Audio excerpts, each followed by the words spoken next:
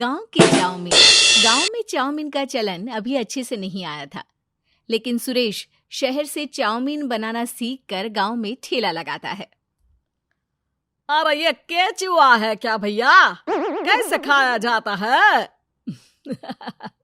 अरे नहीं नहीं, ये चाउमीन है। चाउमीन शहर में खाया जाता है। कितने की दे रहे हो सुरेश? 10 रुपए की प्लेट भरकर। तभी वहां शहर से पढ़ा एक लड़का आता है। जरा एक प्लेट चाउमीन तो देना। सुरेश उसे चाउमीन देता है। उसे चाउमीन खाता देख गांव वाले भी उससे चाउमीन ले लेते हैं और खाने लगते हैं। अरे वाह सुरेश भैया, कमाल की बनाए हो। 2 प्लेट मेरे बच्चों के लिए भी पैक कर दो। बस फिर क्या था, सुरेश का ठेला लगता है और चाउमीन खरीदने वालों की लाइन लग जाती है। तभी वहां से गांव का साहूकार होकर गुजरता है। और ये क्या भीड़ लगी है? लगता है झगड़ा हो गया है गांव में। चलूं मैं भी तो मजे ले लूं। अरे कहाँ है, इतनी भीड़ लगी है यहाँ? लड़ाई हो गई है क्या? अरे साहूकार साहब, ना ना ना, कोई लड़ाई ना हुई है। ये तो सुरेश की दुकान है चाउमीन की। हम लोग चाउमीन खाने आए हैं, आप भी खाइए ना। साहूकार चाउमीन खाता है और सुरेश की तरफ देखता है, जो सारे दिन के पैसे गिन रहा होता है। अरे सुरेश, क्या लागत है इस काम की? अरे साहूकार जी, आप अब आए हैं तो ये पूरे 10,000 रुपए ले जाइए, जो पिछले साल शहर जाने से पहले आपसे लिए थे ना। लागत तो क्या कहे, जो आपने दिया था उसी में सीखा भी है और दुकान भी खोल ली। अरे पैसे इतने जल्दी क्या जरूरत थी?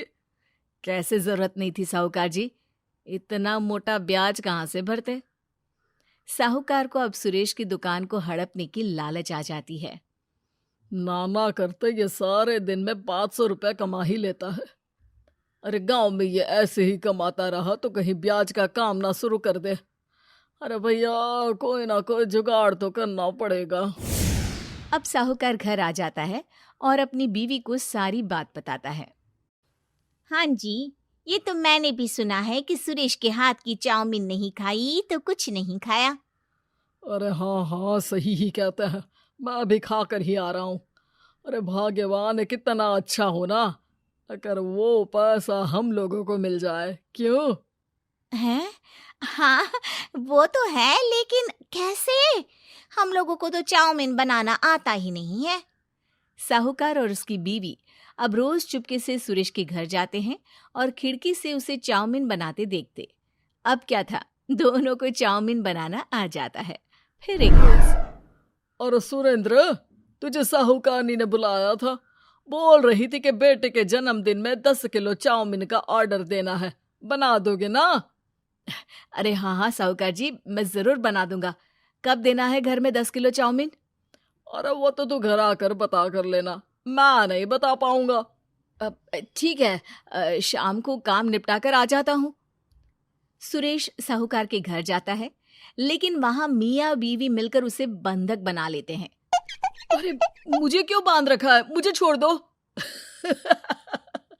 आज से तेरा ठेला मैं लगाऊंगा और बहुत सारे पैसे कमाऊंगा। साहूकार एक आदमी को सुरेश की निगरानी में लगा देता है और वहां से चला जाता है।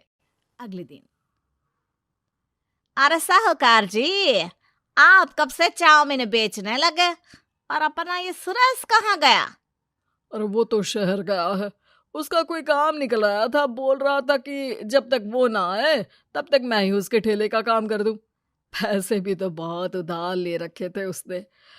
लगता है कर्जा भरने के डर से भाग गया है।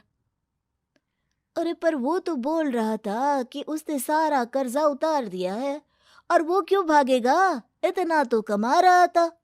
अरे मुझे क्या पता। अरे चाउमीन खाना है तो बोलो, नहीं तो भागो यहाँ से। अरे हाँ हाँ, दे दो दे दो।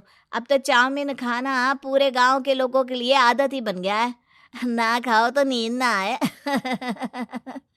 हाँ हाँ, तो लो और निकालो 50 रुपए। 50 रुपए क्यों? सुरेंद्र तो 10 रुपया में देता था। अरे वो पागल था, मैं थोड़ी ना हूँ। गांव वाले, जिनको चाउमीन की लत लग गई थी, वो करते भी क्या? दे दो, और ये लो 50 रुपए। लेकिन फिर साहूकार उन लोगों को प्लेट में थोड़ी सी चाउमीन रख देता है। अरे ये क्या, पैसे 5 गुना ज्यादा और चाउमीन बस इतनी सी। अरे साहूकार साहब, भगवान से तो डरो। बस फिर क्या था, साहूकार की मन मर्जी चलने लग जाती है और गांव वाले करते भी क्या। एक रोज मुझे तो लगता है कि सुरेश को साहूकार ने मार डाला होगा, क्योंकि उसका काम इतना अच्छा चल रहा था, फिर वो क्यों जाता, और वो भी साहूकार के हवाले दुकान करके। ना बाबा ना। अगले रोज भाग्यवान, देखो तो जरा, इस सुरेश भी ना कितना पागल था। जिस काम से वो ज्यादा पैसे बना सकता था, उससे इतने कम पैसे छाप रहा था। 50 रुपए प्लेट में भी गांव वाले खूब खा रहे हैं चाउमीन। हाँ जी, और जितने में वो लोगों को 10 प्लेट खिलाता था भर भर कर हम लोग उतने में 20 प्लेट बना रहे हैं। क्यों जी? वहीं सुरेश रोज भगवान से मांगता कि बस एक बार वो किसी तरह वहां से निकलने में कामयाब हो जाए, लेकिन उसकी हर कोशिश नाकामयाब होती। फिर एक दिन, अरे भाग्यवान, ऐसा कुछ करो कि चाउमीन बनाने का खर्चा आधा हो जाए, जिससे हम लोगों को और मुनाफा हो। ना जी, मुझे तो कोई तरकीब ना सूझ रही। अरे सुनो, एक काम करते हैं, चाउमीन बनाने में जो सब्जी लगती है वो मंडी में लेने तुम देर रात चली जाना। तब तक वो सारी सड़ी गली सब्जी जो दुकानदार वहीं फेंक जाते हैं, वो उठा कर ले आना फ्री में। अरे वाह जी वाह, आप तो बहुत समझदार हैं जी। बीवी वैसा ही करती है, लेकिन अब लोग चाउमीन खाते तो मुंह बनाकर। फिर एक बार, अरे राम राम राम, ये पेट में दर्द काहे हो रहा है? आई, आई, आई, आई, आई। हाय रे हाय, मेरा भी पेट दर्द के मारे फटा जा रहा है। सभी को शक हो जाता है कि उन लोगों को चाउमीन खाने से ही ये बीमारी हो गई है। वहीं दूसरी तरफ जो आदमी सुरेश की निगरानी कर रहा था, वो सो रहा होता है और मौका देखकर सुरेश वहां से भाग जाता है। सुरेश गांव वालों के पास जाकर उन्हें सब कुछ बता देता है। बस अब क्या था, साहूकार के घर पुलिस पहुंच जाती है। चलो, तुमने गांव के लोगों को खराब सब्जी वाली चाउमीन खिलाकर बीमार किया और सुरेश को बंधक बनाया।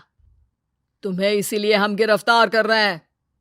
साहूकार को पुलिस ले जाती है और फिर अगले दिन से सुरेश का ठेला गांव के बाजार में लग जाता है, जहां अब पहले से ज्यादा भीड़ होती है।